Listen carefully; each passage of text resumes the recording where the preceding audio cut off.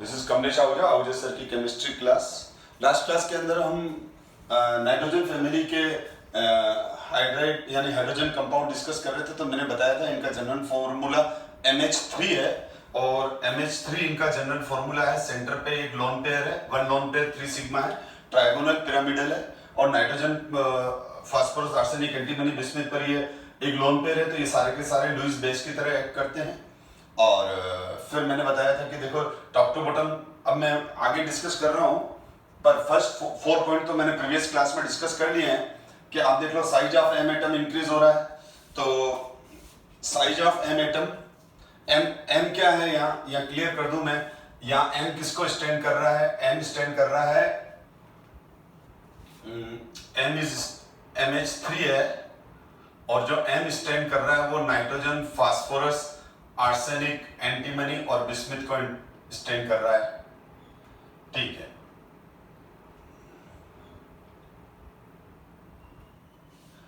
Anyway ध्यान दो। तो top to bottom nitrogen phosphorus arsenic antimony bismuth, तो इनका साइज इंक्रीज हो रहा है।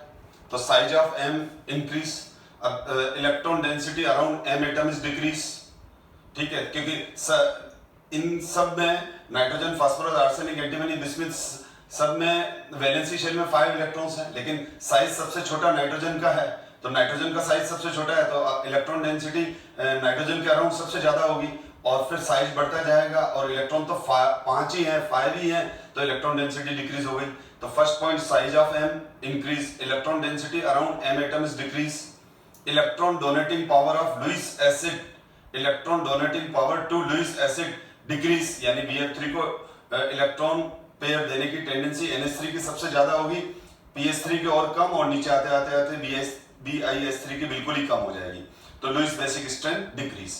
फर्स्ट 4 पॉइंट प्रीवियस क्लास में अच्छे से डिस्कस हो चुके हैं। अब अपन आगे बढ़ते हैं 5th पॉइंट से। तो 5th पॉइंट में क्या है, देखो आप, साइज बढ़ रहा है तो बॉन्ड लेंथ क्या होता है? बॉन्ड लेंथ होता है जो दो बॉन्डेड एटम्स हैं, जैसे यहाँ NH या PH, तो इनके दोनों बॉन्डेड एटम के न्यूक्लियस के बीच की डिस्टेंस। तो यहाँ साइज छोटा होने की वजह से देखो इन दोनों के न्यूक्लियस की डिस्टेंस कम है तो बॉन्ड लेंथ कम है। अब यहाँ फास्फोरस है और ये हाइड्रोजन है, फास्फोरस का साइज बड़ा है, तो अब ये दो इस और इस न्यूक्लियस के, फास्फोरस और हाइड्रोजन के न्यूक्लियस की डिस्टेंस बढ़ गई तो बॉन्ड लेंथ थोड़ी सी बढ़ गई। ठीक है, और इसी तरह से आर्सेनिक का साइज और बढ़ गया, एंटीमनी का और बढ़ गया, बिस्मिथ का और बढ़ गया। तो साइज इसका साइज बढ़ने की वजह से जो बॉन्ड लेंथ है वो टॉप टू बॉटम इंक्रीज हो रही है। BIS3 में BI और H की बॉन्ड लेंथ सबसे ज्यादा होगी। अब जैसे ये हमेशा ध्यान रखो बेटा, ये क्लियर है, सब हम केमिकल बॉन्डिंग में डिस्कस कर चुके हैं कि जैसे जैसे बॉन्ड लेंथ बढ़ती जाएगी बॉन्ड डिसोसिएशन एनर्जी कम होती जाएगी। या एटम जितना ज्यादा हैवी है, एटम जितना ज्यादा हैवी है तो उसका बॉन्ड हमेशा वीक होगा। तो बॉन्ड लेंथ ज्यादा तो बॉन्ड डिसोसिएशन एनर्जी कम, या एटम ज्यादा हैवी है और हैवी एटम अगर किसी के साथ बॉन्ड बना रहा है तो वो वीक बॉन्ड होता है। तो आप देख लो टॉप टू बॉटम साइज भी बढ़ रहा है, साथ में एटॉमिक मास भी बढ़ ही रहा है। नाइट्रोजन का एटॉमिक मास 14 है, फास्फोरस का 32 है, तो top to bottom nitrogen phosphorus arsenic antimony mass भी बढ़ रहा है। तो ये जो बॉन्ड है इनकी बॉन्ड लेंथ बढ़ रही है, बॉन्ड डिसोसिएशन एनर्जी डिक्रीज हो जाएगी, बॉन्ड स्ट्रेंथ डिक्रीज हो जाएगी। यानी ये बहुत स्ट्रॉन्ग बॉन्ड है, इसकी बॉन्ड स्ट्रेंथ ज्यादा है, इसको तोड़ने के लिए हमको ज्यादा एनर्जी देनी पड़ेगी।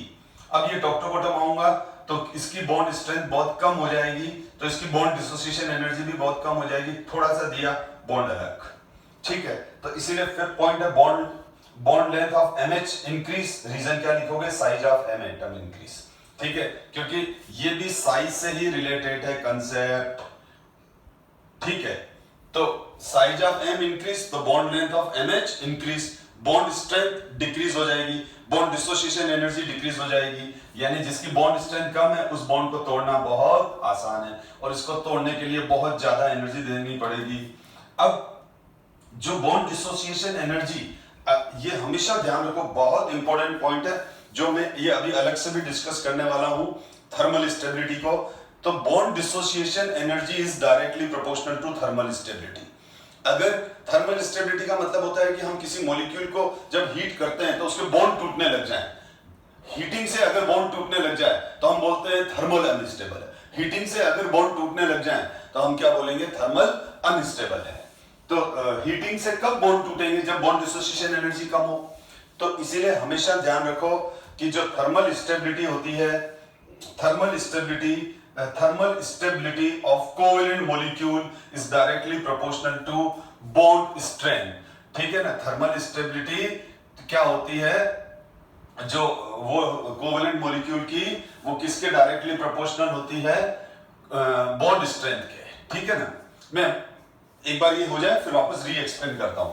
तो है ना, इसमें क्या होगा, NH3 को हम हीट करते हैं तो इसके बॉन्ड नहीं टूटते हैं, लेकिन फास्फिन और आर्सिन को जैसे जैसे टेम्परेचर बढ़ाते जाते हैं तो एक पर्टिकुलर टेम्परेचर पर ये पीएच बॉन्ड AS बेंच टूटते जाते हैं। तो अब आप बताओ किसके बॉन्ड हाई टेम्परेचर पर टूटेंगे, NH के, किनके, अब पीएच का, ASH का, SBH का, ये बॉन्ड कंपैरेटिवली इजीली टूटते जाएंगे। यानी इसको तोड़ने के लिए अगर सपोज करो 700 डिग्री टेम्परेचर चाहिए तो इस बॉन्ड को तोड़ने के लिए 500 चाहिए, इसको तोड़ने के लिए 300 चाहिए, इसको तोड़ने के लिए 100 चाहिए। तो कहने का मतलब ये हुआ कि ये जो बॉटम साइड में जो ये हैं, इनकी बॉन्ड स्ट्रेंथ कम होने की वजह से लो टेम्परेचर पर ही ये बॉन्ड टूटने लगते हैं। तो हम क्या बोलते हैं, इनकी थर्मल स्टेबिलिटी कम है। BiS3 तो रूम टेम्परेचर को भी सहन नहीं कर पाता है। BiS3 का ये बॉन्ड रूम टेम्परेचर को भी सहन नहीं कर पाता है। 30 डिग्री टेम्परेचर पर ही B और H का बॉन्ड टूट जाता है। तो इसका मतलब ये ध्यान रखो, बहुत important point, thermal stability of covalent molecule directly proportional to bond strength, number 1। अब 9th पॉइंट है, देखो 9th पॉइंट है reducing power increase. Reducing power क्या होती है, सामने वाले को रिड्यूस करने की टेंडेंसी। और रिडक्शन का मतलब क्या होता है, एडिशन ऑफ हाइड्रोजन। सपोज करो मैंने आपको हाइड्रोजन दे दी, आपने हाइड्रोजन के साथ बॉन्ड बना लिया, तो क्या हो गया आपका रिडक्शन। समझना मेरी बात को, मैंने आपको हाइड्रोजन दी और वो हाइड्रोजन आपको चिपक गई, मतलब वो हाइड्रोजन आपके साथ बॉन्डेड हो गई। तो मैंने हाइड्रोजन दिया और वो हाइड्रोजन आपके साथ बॉन्डेड हो गई, तो आपका क्या हो गया, रिडक्शन। मैं जितना जल्दी आपको हाइड्रोजन दूंगा, आपका रिडक्शन उतना जल्दी हो जाएगा। तो बेस्ट रिड्यूसिंग कौन होंगे, good H donor, good H atom donors are good reducing agent. मैंने क्या कहा, good H atom donor are good reducing agent. Clear है, यानी मैंने आपको जितना जल्दी से, जितना आसानी से आपको हाइड्रोजन दिया, आप उतना जल्दी से, उतना आसानी से, उतना इजीली रिड्यूस हो गए। तो आपने क्या कहा, he is reducing agent, Ahuja sir is reducing agent, क्योंकि आहूजा सर ने आपके अंदर हाइड्रोजन जोड़ दी तो आपका रिडक्शन हो गया। तो आप देखोगे मेरा क्या हो गया, रिडक्शन हो गया। किसने किया, आहूजा सर ने किया, तो आहूजा सर रिड्यूसिंग एजेंट हो गए। तो समझो इसी तरह से ये भी रिड्यूसिंग एजेंट है, लेकिन सबसे बेस्ट रिड्यूसिंग एजेंट कौन होगा, जो जितना जल्दी सामने वाले को हाइड्रोजन दे। तो बताओ NH3, PH3, ASH3, SbH3, BiS3, कौन इजीली, इनमें से सबसे इजीली कौन हाइड्रोजन देगा, ये वाला। तो ये सबसे बेस्ट रिड्यूसिंग एजेंट होगा इन सब में। NH3 रिड्यूसिंग एजेंट नहीं है। क्यों नहीं है, क्योंकि NH बॉन्ड की बॉन्ड डिसोसिएशन एनर्जी बहुत ज्यादा है, तो ये हाइड्रोजन देगा ही नहीं। आप इसके सामने बैठे हो, इसको गर्म कर रहे हो, इसको डरा रहे हो, लेकिन ये नहीं डरेगा और ये डर के अपना H नहीं देगा, क्योंकि इसका बॉन्ड डिसोसिएशन एनर्जी ज्यादा है। और यही अगर आप BiS3 के पास बैठ ही गए, खाली कुछ बोला भी नहीं, तो भी रूम टेम्परेचर पर इसका हाइड्रोजन रिलीज होता जाएगा और सामने वाले को चिपकता जाएगा और सामने वाले का रिडक्शन करता जाएगा। तो it is good reducing agent. तो जब NH बॉन्ड डिसोसिएशन एनर्जी घटेगी, बॉन्ड डिसोसिएशन एनर्जी डिक्रीज होती है, तो थर्मल स्टेबिलिटी भी डिक्रीज होती है और रिड्यूसिंग थर्मल स्टेबिलिटी डिक्रीज होती है। थर्मल स्टेबिलिटी डिक्रीज होने का मतलब ये बॉन्ड जल्दी से टूट के अलग होते जाते हैं। और या यूं बोलूं कि बॉन्ड डिसोसिएशन एनर्जी डिक्रीज हुई तो ये हाइड्रोजन निकलकर सामने वाले को देने की टेंडेंसी बढ़ती है, ये देगा ही नहीं और ये तेजी से दे देगा। तो समझ में आ गया, बॉन्ड डिसोसिएशन एनर्जी डिक्रीज तो रिड्यूसिंग पावर इंक्रीज। यानी ये वाला हाइड्रोजन मुश्किल से देगा तो ये पुअर रिड्यूसिंग एजेंट है, और नीचे आएंगे तो बॉन्ड डिसोसिएशन एनर्जी कम होती जाएगी, तो ये जो है वो अपना हाइड्रोजन इजीली सामने वाले को दे देगा, तो it is good reducing agent. ध्यान से देख लो, ठीक है। तो बॉन्ड डिसोसिएशन एनर्जी है वो थर्मल स्टेबिलिटी के तो डायरेक्टली प्रोपोर्शनल होती है और रिड्यूसिंग पावर के इनवर्सली प्रोपोर्शनल होती है। अब ये तो हो गए हमारे ई वाले बात। अब अगर हम देखें top to bottom, electronegativity difference भी कम हो जाएगा। नाइट्रोजन की इलेक्ट्रोनेगेटिविटी सबसे ज्यादा है, नाइट्रोजन का जेड इफेक्ट सबसे ज्यादा है, तो NH बॉन्ड सबसे ज्यादा पोलर हो जाएगा, क्योंकि इलेक्ट्रोनेगेटिविटी में जितना ज्यादा डिफरेंस होता है पोलरिटी उतनी बढ़ती है। तो टॉप टू बॉटम इलेक्ट्रोनेगेटिविटी में डिफरेंस कम होता जा रहा है, तो इस बॉन्ड की पोलरिटी भी कम होती जा रही है। सबसे ज्यादा खिसका हुआ बॉन्ड कौन होगा? NH बॉन्ड, ठीक है। ये जो N और H का ये जो कोवेलेंट बॉन्ड है, ये किधर खिसका हुआ होगा? नाइट्रोजन की तरफ। P और H का बॉन्ड हल्का सा खिसका हुआ होगा, क्योंकि फास्फोरस और हाइड्रोजन के बीच में इलेक्ट्रोनेगेटिविटी डिफरेंस बहुत कम होता है, तो ये सबसे ज्यादा पोलर कोवेलेंट बॉन्ड हो गया। इसमें ये बॉन्ड सबसे ज्यादा नाइट्रोजन की तरफ खिसका हुआ होगा, नाइट्रोजन पे पार्शियल नेगेटिव आएगा, हाइड्रोजन पे पार्शियल पॉजिटिव चार्ज आएगा। ये हमको बेटा ये सब चीजें हम अपने बेसिक क्लासों में डिटेल में डिस्कस कर चुके हैं, और फास्फोरस और हाइड्रोजन की इलेक्ट्रोनेगेटिविटी तो ऑलमोस्ट सेम ही होती है, ठीक है। खैर ये पोलरिटी आ गई, तो मैंने क्या लिखा कि इलेक्ट्रोनेगेटिविटी डिफरेंस डेल्टा EN मतलब इलेक्ट्रोनेगेटिविटी डिफरेंस, डेल्टा EN मतलब इलेक्ट्रोनेगेटिविटी डिफरेंस। तो इलेक्ट्रोनेगेटिविटी डिफरेंस डिक्रीज हो रहा है between M and H bond, M और H बॉन्ड, ठीक है। तो कोवेलेंट कैरेक्टर डिक्रीज होगा। जितना ज्यादा दो एटम्स के बीच में इलेक्ट्रोनेगेटिविटी डिफरेंस आता है, बॉन्ड में आयनिक कैरेक्टर बढ़ता जाता है, और जितना इलेक्ट्रोनेगेटिविटी डिफरेंस कम होता है कोवेलेंट होता है। Cl इलेक्ट्रोनेगेटिविटी डिफरेंस कितना है? 0, प्योर कोवेलेंट बॉन्ड। HCl है, थोड़ा सा इलेक्ट्रोनेगेटिविटी डिफरेंस है, तो पोलर कोवेलेंट बॉन्ड, यानी पार्शियल पॉजिटिव पार्शियल नेगेटिव आ गया, थोड़ा सा आयनिक कैरेक्टर आ गया। NaCl बिग, सोडियम और chlorine, NaCl big electronegativity difference, ionic bond. तो ये हमेशा ध्यान रखो, इलेक्ट्रोनेगेटिविटी डिफरेंस कम, कोवेलेंट कैरेक्टर ज्यादा, ठीक है। अब electronegativity difference directly proportional to covalent, तो इलेक्ट्रोनेगेटिविटी डिफरेंस डिक्रीज होता जा रहा है, तो कोवेलेंट कैरेक्टर भी डिक्रीज होता जा रहा है। इलेक्ट्रोनेगेटिविटी डिफरेंस बढ़ेगा तो आयनिक कैरेक्टर बढ़ेगा, ठीक है। तो यहां पर टॉप टू बॉटम आ रहे हैं, तो ये मिस्टेक हो गई बेटा, यहां लिख गलत दिया मैंने, समझाया सही। मैंने क्या कहा? इलेक्ट्रोनेगेटिविटी डिफरेंस, इलेक्ट्रोनेगेटिविटी जो डिफरेंस है वो क्या होता है? डायरेक्टली प्रोपोर्शनल तो आयनिक कैरेक्टर होता है, inversely proportional to covalent character होता है, ठीक है। तो top to bottom covalent character बढ़ेगा, इलेक्ट्रोनेगेटिविटी डिफरेंस डिक्रीज हो रहा है तो कोवेलेंट कैरेक्टर बढ़ेगा। पोलरिटी घटेगी, सीधी बात है, N और H में पोलरिटी ज्यादा है, क्योंकि नाइट्रोजन का इलेक्ट्रोनेगेटिविटी ज्यादा है, तो ये ज्यादा खिसका रहेगा, तो ये ज्यादा पार्शियल नेगेटिव और ये ज्यादा पार्शियल पॉजिटिव, तो इसी को तो पोलरिटी बोलते हैं, इसी को तो डायपोल बोलते हैं, ठीक है। अच्छा, तो ये वाले पॉइंट समझ में आ गए, ये वाला समझ में आ गया ना, कि देखो जितना ज्यादा इलेक्ट्रोनेगेटिविटी डिफरेंस होगा आयनिक बॉन्ड बनेगा। सोडियम और क्लोरीन में इलेक्ट्रोनेगेटिविटी डिफरेंस ज्यादा है तो आयनिक बॉन्ड बन गया। Cl और Cl2 बन गया, इलेक्ट्रोनेगेटिविटी डिफरेंस नहीं है, कोवेलेंट बॉन्ड बन गया। तो इलेक्ट्रोनेगेटिविटी डिफरेंस दो एटम्स के बीच में, जो दो बॉन्डेड एटम्स है उनके बीच में इलेक्ट्रोनेगेटिविटी डिफरेंस जितना ज्यादा, आयनिक कैरेक्टर उतना ज्यादा और कोवेलेंट कैरेक्टर उतना कम, ठीक है। पोलरिटी डिक्रीज हो गई।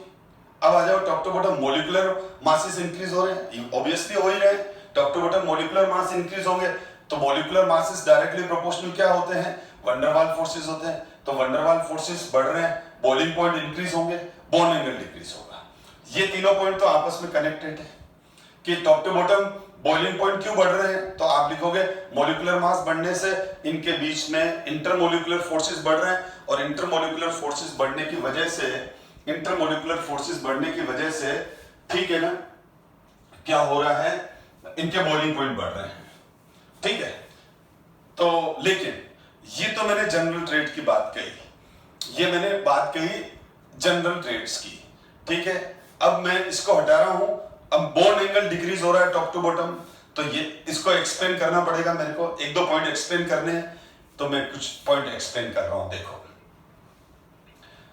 अब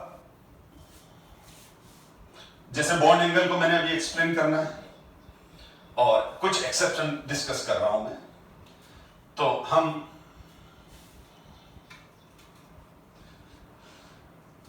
सबसे पहले मैं बात करूं, मैंने कहा कि top to bottom boiling point क्या हो रहे हैं, इंक्रीज हो रहे हैं। हमने ये ले रखा है, ये हमारे पास NH3 PS3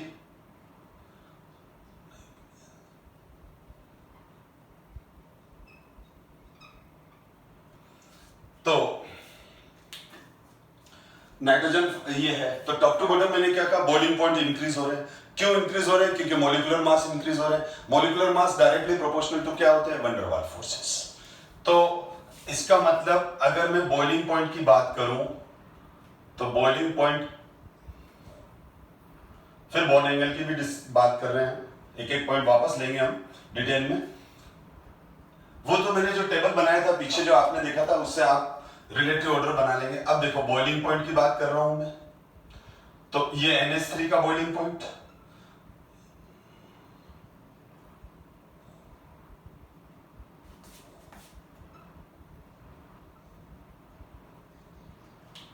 ध्यान देना, तो ये PS3,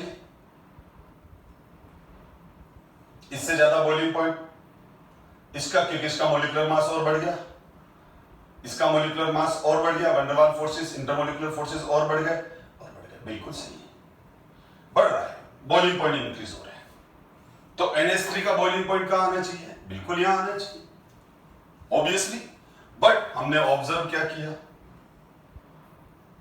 सबसे ज्यादा, सबसे ज्यादा, तो ये आ गया, ये क्या हो गया भाई, ठीक है। मैंने क्या कहा, अभी जो मैंने बात की थी वो जनरल ट्रेड की बात की थी, ठीक है ना।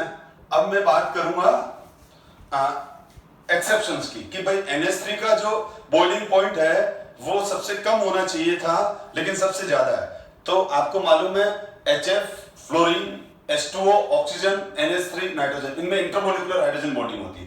फ्लोरीन, ऑक्सीजन और नाइट्रोजन, ये तीन एलिमेंट ऐसे हैं जिनका साइज स्मॉल है और इलेक्ट्रोनेगेटिविटी ज्यादा है, तो ये इंटरमोलिकुलर हाइड्रोजन बॉन्डिंग बनाते हैं। तो NH3 में क्या होता है, NH3 में इंटरमोलिकुलर हाइड्रोजन बॉन्डिंग होती है, और इंटरमोलिकुलर हाइड्रोजन बॉन्डिंग जो होती है वो स्ट्रॉन्ग इंटरमोलिकुलर फोर्सेस हैं। तो ये क्या है, स्ट्रॉन्ग इंटरमोलिकुलर फोर्सेस हैं। आप इनको 11 से पढ़ते आ रहे हो बेटा, मैंने तभी तो अब आपको समझ में आ रहा होगा क्यों मैंने करीब करीब पी ब्लॉक में कम से कम 6 क्लासेस का तो बेसिक कंसेप्ट दिए, सारी पीरियोडिक प्रॉपर्टीज समझाई, chemical bonding, hybridisation, dipole movement, Fajans rule, ठीक है। लेकिन मैं ये तो कहता हूं कि ये तो बेसिक पढ़ लिया जिनको अच्छे आता है। मैं तो ये कहता हूं कि आपको तो क्या करना चाहिए, मेरे YouTube चैनल पे जाके, आहूजा क्लासेस के YouTube चैनल पे जाके periodic table, classification of elements और जो केमिकल बॉन्डिंग के करीब 25 वीडियोस है, ध्यान से देख लो।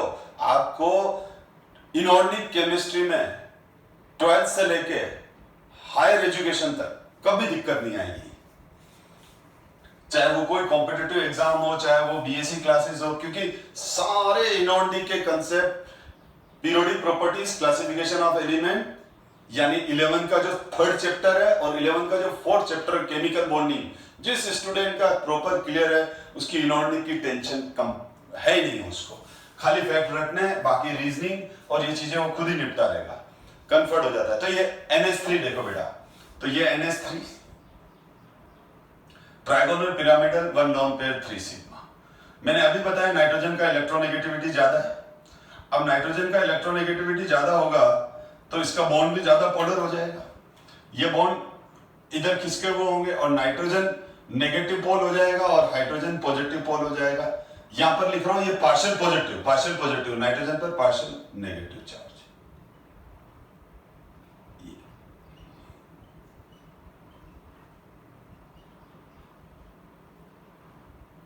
ये नाइट्रोजन पर पार्शियल नेगेटिव चार्ज और हाइड्रोजन पर पार्शियल पॉजिटिव चार्ज। ठीक है, तो ये NH3 है, NH3 पे नाइट्रोजन पर अच्छा खासा पार्शियल नेगेटिव चार्ज है, क्योंकि इलेक्ट्रोनेगेटिविटी ज्यादा है, तो हाइड्रोजन का जो तीनों शेयर पेयर है उसने अपनी तरफ खींच के अपने ये नेगेटिव सेंटर बन गया, ये पॉजिटिव, तो पोलर हो गया, इसका डायपोल मूवमेंट अच्छा है, वाटर में सोलिबिलिटी अच्छी है इसकी। ठीक है, इसी वजह से। और अब देखो ये जो डॉटेड लाइन बना रहा हूं, ये डॉटेड लाइन हो गए NH3 मॉलिक्यूल्स के बीच में स्ट्रॉन्ग इंटरमोलिकुलर फोर्सेस, और इन ब्लू डॉटेड लाइन को ही हम इंटरमोलिकुलर हाइड्रोजन बॉन्डिंग बोलते हैं, जो HF में भी मिलेगी, H2O में भी मिलती है और NH3 में भी मिलती है।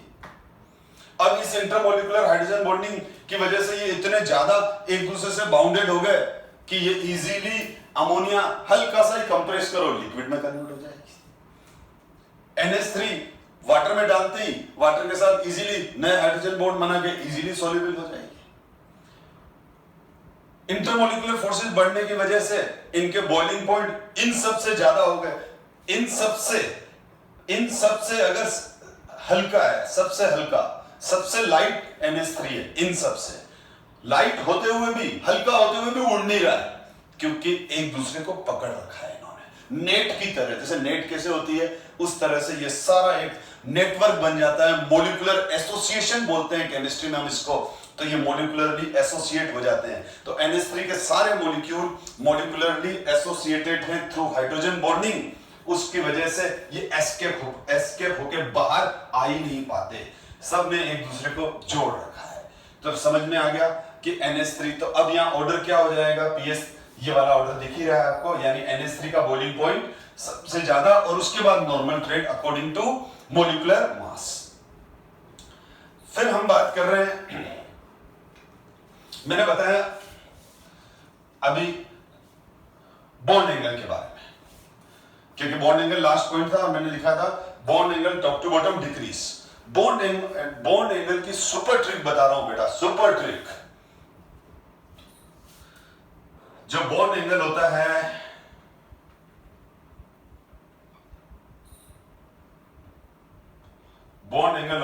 Bond angle directly proportional to electron density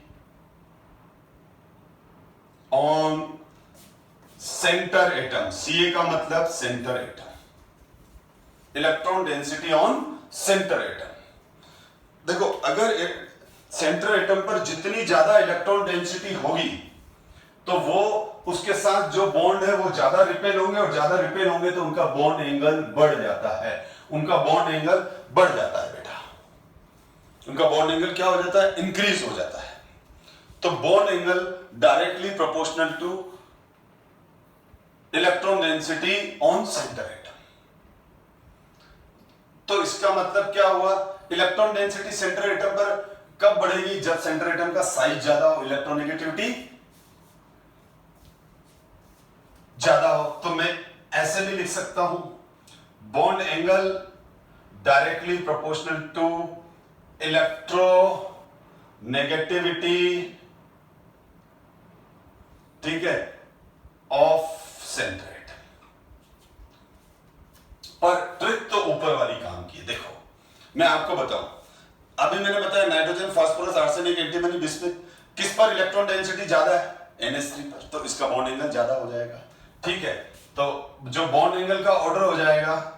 अच्छा आप बोलोगे सर एग्जाम में क्या लिखेंगे, यही लिखना है बेटा, आपको लिखना है कि नाइट्रोजन का साइज छोटा है, नाइट्रोजन का इलेक्ट्रोनेगेटिविटी ज्यादा है, इस वजह से नाइट्रोजन के अराउंड इलेक्ट्रॉन डेंसिटी बढ़ जाती है, नाइट्रोजन के अराउंड इलेक्ट्रॉन डेंसिटी, ये नाइट्रोजन के अराउंड इलेक्ट्रॉन डेंसिटी बढ़ गई, और ये नाइट्रोजन, ये देखो ये NH3 है, ये मैंने नाइट्रोजन को पकड़ रखा है, ये जो मार्कर के जो केप है ये हाइड्रोजन है और ये बॉन्ड है। ठीक है, अब अगर ये इलेक्ट्रॉन डेंसिटी इधर खींच के आ गई, सेंटर की तरफ खींच के आ गई, तो ये इलेक्ट्रॉन डेंसिटी इन बॉन्ड्स को ही तो रिपेल करेगी, तो बॉन्ड एंगल बढ़ गया। इलेक्ट्रॉन डेंसिटी सेंटर पर जितनी ज्यादा होगी, इलेक्ट्रॉन डेंसिटी सेंटर एटम पर जितनी ज्यादा होगी, तो वो बॉन्ड्स की बॉन्ड की इलेक्ट्रॉन डेंसिटी तो है, तो उन बॉन्ड्स के बीच में रिपल्शन बढ़ेगा तो वो बॉन्ड दूर दूर जाएंगे तो एंगल बढ़ेगा। वापस देख लो, ये देखो मैंने क्या कहा, ये सेंटर एटम है, ये सेंटर एटम है, ये केप जो है ये टर्मिनल एटम है। अब अगर इस सेंटर एटम की इलेक्ट्रोनेगेटिविटी ज्यादा है तो ये क्या करेंगे, इस बॉन्ड को अपनी तरफ खींचेगा, ये इस बॉन्ड को अपनी तरफ खींचेगा, इस बॉन्ड को, तो सेंटर एटम के अराउंड इलेक्ट्रॉन, या ये जो सेंटर एटम है जहां मेरा फिंगर घूम रहा है, इस सेंटर एटम के अराउंड इलेक्ट्रॉन डेंसिटी क्या हो गई, बढ़ गई। अब ये इलेक्ट्रॉन डेंसिटी क्या करेगी, बढ़ गई, तो एक दूसरे को ही परेशान करेगी। इस बॉन्ड की इलेक्ट्रॉन डेंसिटी इधर आई, इस बॉन्ड की इलेक्ट्रॉन डेंसिटी इधर आई, इस बॉन्ड की इलेक्ट्रॉन डेंसिटी इधर आ गई, तीनों बॉन्ड की इलेक्ट्रॉन डेंसिटी किसके नियर आ गई, इस सेंटर एटम के अराउंड आ गई। तो ये तीनों बॉन्ड की जो इलेक्ट्रॉन डेंसिटी है वो सेंटर एटम के अराउंड आने की वजह से तीनों बॉन्ड की इलेक्ट्रॉन डेंसिटी एक दूसरे को रिपेल करेगी, तो ये फैल जाएंगे, तो क्या हुआ, बॉन्ड एंगल बढ़ा, देखा ना आपने। ठीक है, तो ये लॉजिक लिखना है और यही मैंने आगे स्लाइड में लिख भी रखा है। और वो ये इलेक्ट्रोनेगेटिविटी सेंटर एटम की ज्यादा होगी तो सेंटर एटम पर इलेक्ट्रॉन डेंसिटी बढ़ जाएगी। तो इसीलिए top to bottom electronegativity centre atom की बढ़ रही है, सेंटर एटम के अराउंड इलेक्ट्रॉन डेंसिटी कम हो रही है, तो बॉन्ड के बीच में रिपल्शन कम हो रहा है, बॉन्ड एंगल कम हो रहा है। ठीक है, तो मैं क्या लिखूंगा, टॉप टू बॉटम यही लिखूंगा। बॉन्ड एंगल के लिए electron density around M atom क्या हो जाएगा, डिक्रीज। क्यों, दो reason, size of M atom increase, electronegativity of M atom, M मतलब नाइट्रोजन फास्फोरस आर्सेनिक, डिक्रीज। ठीक, तो रिपल्शन अमंग बॉन्ड क्या हो जाएगा, डिक्रीज। तो बॉन्ड एंगल जो मैंने अभी एक्सप्लेन किया, बॉन्ड एंगल डिक्रीज, बॉन्ड पास में रहेंगे, एक दूसरे को परेशान नहीं करेंगे।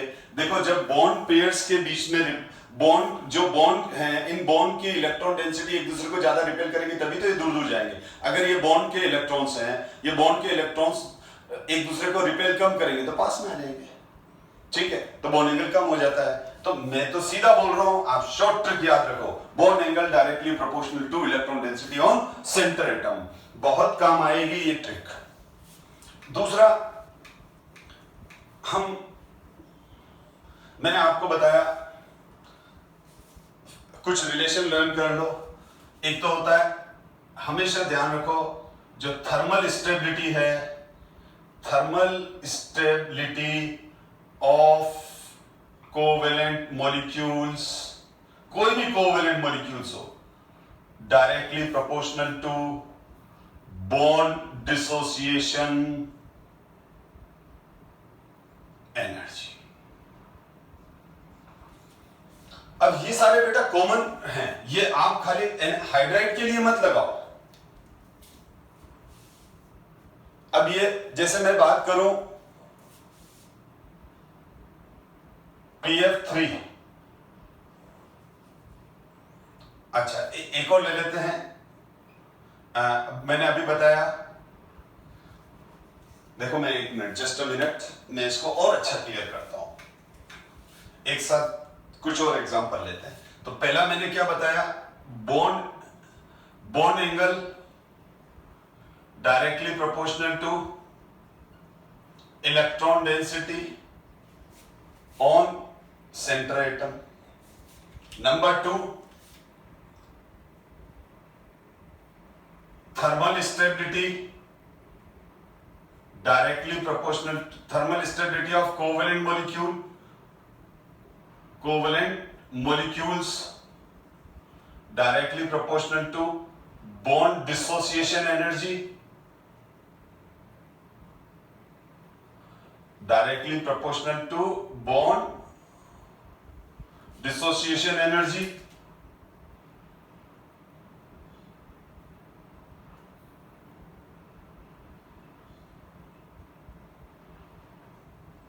Inversely proportional to bond length. ठीक है, आप देख लो, जैसे मैं एग्जांपल लू PF3 का, PCl3 का, PBr3 का। चलो तीन एग्जांपल ले लेते हैं। अब जरूरी नहीं है, मैंने कहा ना कि ये मैंने क्या कहा, ये कॉमन एग्जांपल है, ये हाइड्रोजन कंपाउंड के लिए नहीं, सबके लिए एप्लीकेबल होगा। अब देखो पीएच, तो पी तो सब में कॉमन है, पी तो सब में कॉमन है। अब यहां पर तीन बॉन्ड किसके हैं, यहां पर तीन बॉन्ड हैं, यहां थ्री बॉन्ड है, ये बात समझो। अब यहां पर क्या है, छोटी साइज वाले फ्लोरीन का साइज छोटा है, क्लोरीन का और बढ़ गया, ब्रोमीन का साइज और बढ़ गया, आयोडीन का तो और ही बढ़ जाएगा। ठीक है, तो अब आप देख लो क्या हो जाएगा। अच्छा, अगर मैं इलेक्ट्रोनेगेटिविटी की बात करूं तो इलेक्ट्रोनेगेटिविटी फ्लोरीन की ज्यादा, उससे कम क्लोरीन, उससे कम ब्रोमीन, उससे कम आयोडीन, एक आयोडीन और ले सकता हूं मैं, Bi3। तो यहां पर क्या हो जाएगा, आप देख लो, साइज ऑफ टर्मिनल एटम क्या हो रहा है, साइज ऑफ टर्मिनल एटम मतलब X, halogen, fluorine, chlorine, bromine, iodine को हम क्या बोलते हैं, X। Size of terminal atom increase, size increase हो गई तो क्या हो गया, बॉन्ड लेंथ, देखो उसी तरह की बातें आ रही है, bond length increase, bond dissociation energy, bond dissociation energy decrease, bond strength decrease. Fourth, electron density on centre atom decrease. रुक जाओ, हाँ चलो कोई बात नहीं, तो electron density on centre atom decrease हो रही है ना, क्योंकि फ्लोरीन के फास्फोरस देखो, यहां तीनों फास्फोरस है बेटा, जब तीनों फास्फोरस हैं तो नंबर ऑफ वैलेंस इलेक्ट्रॉन तो 5 फास्फोरस में, तीनों फास्फोरस है तो साइज सेम है। अब फ्लोरीन क्या करेगा, फ्लोरीन और क्लोरीन ब्रोमीन डिसाइड करेंगे, तो फ्लोरीन की इलेक्ट्रोनेगेटिविटी ज्यादा है तो फ्लोरीन बॉन्ड पेयर को अपनी तरफ ज्यादा खींचेगा, तो इस पे इलेक्ट्रॉन डेंसिटी लीस्ट हो जाएगी, लीस्ट इलेक्ट्रॉन डेंसिटी हो जाएगी, क्योंकि फ्लोरीन तो बहुत तगड़ा एलिमेंट है, इसकी इलेक्ट्रोनेगेटिविटी बहुत भारी है। क्लोरीन खींचेगा लेकिन फ्लोरीन से कम खींचेगा, क्लोरीन खींचेगा लेकिन फ्लोरीन से कम खींचेगा, ब्रोमीन और कम खींचेगा। ठीक है, तो है तो ये तीनों फास्फोरस, लेकिन इस फास्फोरस पर इलेक्ट्रॉन डेंसिटी इसीलिए कम हो गई क्योंकि इसने फ्लोरीन से बॉन्ड बना रखा है, तो तीनों फ्लोरीन ने इसकी इलेक्ट्रॉन डेंसिटी को अपनी तरफ खींच लिया, तो यहां इलेक्ट्रॉन डेंसिटी बहुत ज्यादा कम हो गई। तो और यहां फास्फोरस है लेकिन क्लोरीन है, यहां फास्फोरस है ब्रोमीन है, तो क्लोरीन कम खींचेगा और ब्रोमीन तो बहुत कम खींचेगा, तो फ्लोरीन इस फास्फोरस पर इलेक्ट्रॉन डेंसिटी को ज्यादा कम करेगा क्योंकि फ्लोरीन ज्यादा खींच रहा है।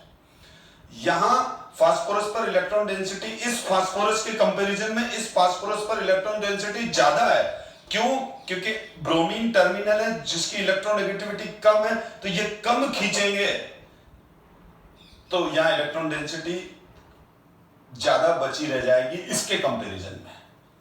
तो electron density on centre atom decrease bond angle, electron density on centre atom increase, मैंने कहा यहां मिस्टेक हो गई। ठीक है, तो इलेक्ट्रॉन डेंसिटी क्या हो रही है, electron density on centre atom increase. इस फास्फोरस पर इलेक्ट्रॉन डेंसिटी क्या है, इस फास्फोरस पर इलेक्ट्रॉन डेंसिटी सबसे कम है, क्यों, क्योंकि फ्लोरीन ने ज्यादा खींच ली। अब क्लोरीन कंपैरेटिवली फ्लोरीन से कम खींचेगा, तो यहाँ इलेक्ट्रॉन डेंसिटी थोड़ी ज्यादा रहेगी इसके कंपैरिजन में, और यहाँ पर इलेक्ट्रॉन डेंसिटी बाकी सब के कंपैरिजन में सबसे ज्यादा इस फास्फोरस पर इलेक्ट्रॉन डेंसिटी है, क्योंकि ब्रोमीन जो है वो ब्रोमीन की इलेक्ट्रोनेगेटिविटी कम है, ब्रोमीन की इलेक्ट्रोनेगेटिविटी कम है, ब्रोमीन इन इलेक्ट्रॉन्स को इतना ज्यादा नहीं खींच पाएगा, तो यहाँ इलेक्ट्रॉन डेंसिटी ज्यादा रह जाएगी। तो मैं क्या कह रहा हूं, सेंटर एटम पर इलेक्ट्रॉन डेंसिटी बढ़ रही है, तो बॉन्ड एंगल बढ़ रहा है, तो क्या हो जाएगा, फिफ्थ पॉइंट क्या लिखूंगा, बॉन्ड एंगल क्या हो जाएगा, बॉन्ड एंगल इंक्रीज हो जाएगा, बॉन्ड एंगल इंक्रीज हो जाएगा। तो मैं ये कह रहा हूं कि ये पॉइंट सबके लिए काम आएगा, चाहे वो हेलाइड हो, हाइड्राइड हो, ऑक्साइड हो, कुछ भी हो, और इसी तरह से ये वाला पॉइंट भी सबके लिए काम आएगा, हेलाइड, हाइड्राइड, ऑक्साइड, सबके लिए, ठीक है। जैसे ये देखो बॉन्ड, अब किसका बॉन्ड वीक है, ये है, तो किसको गर्म, मैं तीनों को गर्म कर रहा हूं, तो सबसे पहले किसके बॉन्ड टूटने लग जाएंगे, ये वाले बॉन्ड टूटने लग जाएंगे। थर्मल स्टेबिलिटी का मतलब क्या होता है कि वो मॉलिक्यूल कितना टेम्परेचर सहन कर सकता है, एक टेम्परेचर के बाद उसके बॉन्ड टूटने लग जाते हैं, यानी वो थर्मली अनस्टेबल होने लग जाता है। तो अगर मैंने इन तीनों को हीट करना स्टार्ट किया तो किसके बॉन्ड पहले ब्रेक होना स्टार्ट होंगे, इसके, क्योंकि ये बॉन्ड लेंथ ज्यादा है, बॉन्ड स्ट्रेंथ कम है, बॉन्ड डिसोसिएशन एनर्जी कम है, तो ये बॉन्ड जल्दी मतलब एक जल्दी टेम्परेचर पर, एक लो टेम्परेचर पर ब्रेक होना लग जाएंगे। तो मैं क्या लिखूंगा, 6 point, thermal stability decrease, thermal stability decrease, thermally pF3 increase है, ठीक है। अगर ये जो है T1 टेम्परेचर पर, अगर ये T1 टेम्परेचर पर इसके बॉन्ड टूटना स्टार्ट होते हैं, कौन से, ये वाले, इसके T2 पर होते हैं ये वाले, इसके T3 पे होते हैं, तो ये T1 वो टेम्परेचर है जहां PF बॉन्ड टूटना स्टार्ट होते हैं, T2 वो टेम्परेचर है जहां PCl बॉन्ड ये टूटना स्टार्ट होते हैं, T3 वो टेम्परेचर है जहां PBr की ये वाले बॉन्ड, तो कौन सा टेम्परेचर सबसे ज्यादा हायर होगा, ये होगा, मैं ये कह रहा हूं। आई थिंक आपका कंसेप्ट क्लियर हो गया होगा बॉन्ड एंगल का। बॉन्ड एंगल को कैसे डिसाइड करेंगे, bond angle directly proportional to electron density on centre atom, और जिसका, अब अगर हाइड्रोजन के कंपाउंड है तो उनकी बॉन्ड डिसोसिएशन एनर्जी कम है, तो हाइड्रोजन जल्दी छोड़ेंगे, गुड रिड्यूसिंग एजेंट हो जाएंगे, वो मैं पढ़ा चुका। तो अब अपन अगर ये देखें जो अपन ने डिस्कस किए पॉइंट, तो उनको मैंने, है ना, मैं अभी जो नेक्स्ट स्लाइड्स, नेक्स्ट प्रेजेंटेशन जो बोर्ड पे आने वाले हैं, नेक्स्ट जो स्लाइड्स हैं वो सब मैं पढ़ा चुका हूं, मैं उसको रीड नहीं करूंगा, आप पोस्ट करके रीड करना। ये सारे कॉन्सेप्ट को थ्योरेटिकली लिखा हुआ है, क्योंकि स्टूडेंट बोलते हैं सर आप समझा तो देते हो, लेकिन हम नोट्स कैसे प्रिपेयर करें और एग्जाम में कैसे लिखना है और क्या लिखना है। देखो एग्जाम में इतनी बड़ा नहीं लिखना है, मैं आपको तो अलग अलग एग्जाम्पल इसीलिए देता हूं ताकि आपको बात समझ में आ जाए, ठीक है। लेकिन एग्जाम में टू द पॉइंट आंसर लिखना पड़ता है, ज्यादा डिटेल में और ज्यादा एग्जाम्पल नहीं देने हैं, और हमारे मार्क्स कट जाते हैं और पेपर भी पूरा नहीं होता है। बच्चे बोलते हैं अरे सर इतना बड़ा पेपर था छूट गया, नहीं, आपने टू द पॉइंट आंसर लिखा ही नहीं, आप उसके अंदर अननेसेसरी एक्सप्लेनेशन में चले गए, ठीक है। तो टू द पॉइंट आंसर कैसे लिखने हैं ये देखो बेटा, अब मैंने ये लिख दिया बॉन्ड एंगल के बारे में। It is because the decrease in MH bond strength due to the increase in the size of center atom. These hydrates behave as a reducing agent. As down the group reducing power increase, बता दिया, क्योंकि MH bond dissociation energy कम होगी तो hydrogen जल्दी देगा। Boiling point of hydrate increase from PS3 to BS3, ठीक है, देख ही लिया आपने। But NH3 exceptionally high boiling point due to the presence of intermolecular hydrogen bonding. देखो मैं कलर भी चेंज कर देता हूं जैसे बॉन्ड चेंज आ जाता है, ठीक है। The hydrides of group 15 due to availability of lone pair on centre atom act as a Lewis base. The basic character decrease down the group, this is due to the decrease in density of electron on the centre atom down the group as the volume of centre atom increase, ठीक है। थोड़ा सा language ठीक कर लेना, ठीक है। तो ये सब पॉइंट जो मैं पढ़ा चुका हूं वही है, आप पोस्ट करके रीड करके अपनी लैंग्वेज में नोट्स बनाओ। ये बॉन्ड एंगल के बारे में बताया है, ठीक है। All the hydrides are pyramidal in shape, the bond angle decrease on the moving down the group, ठीक है बिल्कुल, क्योंकि top to bottom centre atom पर इलेक्ट्रॉन डेंसिटी कम होगी, बॉन्ड एंगल कम हो जाएगा। बॉन्ड स्ट्रेंथ, ये ऑर्डर हो गया, अभी बताया मैंने। बॉइलिंग पॉइंट, इससे ज्यादा ये और इससे ज्यादा ये, अभी अपन ने डिस्कस किया।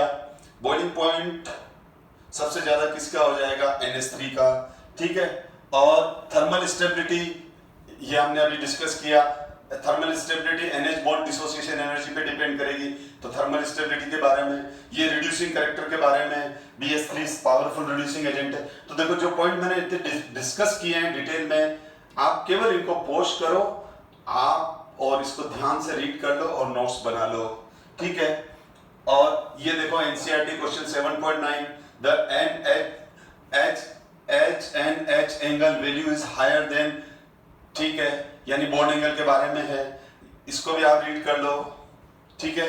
ये पढ़ा चुका हूं मैं कि electronegativity of centre atom top to bottom decrease होगी, तो जो नाइट्रोजन है उसका इलेक्ट्रोनेगेटिविटी सबसे ज्यादा है, साइज सबसे छोटा है, तो उसके अराउंड इलेक्ट्रॉन डेंसिटी सबसे ज्यादा होगी, इसलिए NH3 के अंदर NH बॉन्ड एंगल सबसे ज्यादा होंगे, और ये फिर bond angle top to bottom decrease होते जा रहे हैं। ये वैल्यू नहीं रटनी है, नहीं लर्न करनी है, ये तो क्वेश्चन का ही पार्ट है, यहां से लेके यहां तक ये क्वेश्चन है, ठीक है। उसने इस क्वेश्चन को बनाया है कि ये बॉन्ड एंगल ये वैल्यूज होती है, तो इसको जस्टिफाई करो, तो वो ये सेंटर एटम पर इलेक्ट्रॉन डेंसिटी के हिसाब से जस्टिफाई करना है। Explain the NH3 is basic while BiS3 is only feebly basic, यानी NH3 स्ट्रॉन्ग बेस है वो, तो इसका भी यही सेम रीजन है, इलेक्ट्रॉन डेंसिटी वाला, स्मॉल साइज। तो इनको आप ध्यान से देखते जाओ, रीड करो, पोस्ट करना पड़ेगा आपको क्योंकि मैं तो फटाफट इसको चेंज करता जा रहा हूं, ठीक है। आप इसको वीडियो को स्टॉप करके इनको रीड करो, जो पढ़ाया है वही सब कुछ नोट्स के फॉर्म में दे रहा हूं मैं। अच्छा, ये तो आता ही आपको कि दो नाइट्रोजन एग्जिबिट +5 ऑक्सीडेशन स्टेट पर पेंटा हैलाइड नहीं बनाते हैं, तो ये तो मैं डिस्कस कर दिया है, वापस आ गया क्वेश्चन, ठीक है, कि नाइट्रोजन में S और P ऑर्बिटल होते हैं, एक S और 4 P ऑर्बिटल है, तो नाइट्रोजन अपनी ऑक्सीडेशन स्टेट तो +5 तक ले जाता है, ठीक है, लेकिन कोवेलेंसी 4 से ज्यादा नहीं ले जा पाता है क्योंकि उसके वैलेंसी शेल में 4 ही ऑर्बिटल है, 1s और 3p orbital. PS3 has lower boiling point than NH3। अब मैंने ये इसलिए लिखा है क्योंकि ये NCERT का ही क्वेश्चन है, बुक का ही क्वेश्चन है, तो वही है, NH3 में इंटरमोलिकुलर हाइड्रोजन बॉन्डिंग है, तो इसका मोलिकुलर मास कम होते हुए भी इसका बॉइलिंग पॉइंट ज्यादा हो जाता है क्योंकि इंटरमोलिकुलर हाइड्रोजन बॉन्डिंग से स्ट्रॉन्ग इंटरमोलिकुलर फोर्सेस बनते हैं। PS3 में फास्फोरस का साइज बड़ा है, इलेक्ट्रोनेगेटिविटी कम है, तो PS3 इंटरमोलिकुलर हाइड्रोजन बॉन्डिंग नहीं बनाता है। तो ये सारे पॉइंट मैं डिस्कस कर चुका, तो आज वाली क्लास और मैंने आपको बहुत सारे कंसेप्ट भी क्लियर किए और साथ में हाइड्रोजन के बारे में भी, हाइड्रोजन कंपाउंड के बारे में भी डिस्कस किया। नेक्स्ट क्लास में हम हैलाइड और ऑक्साइड डिस्कस करेंगे नाइट्रोजन फैमिली के।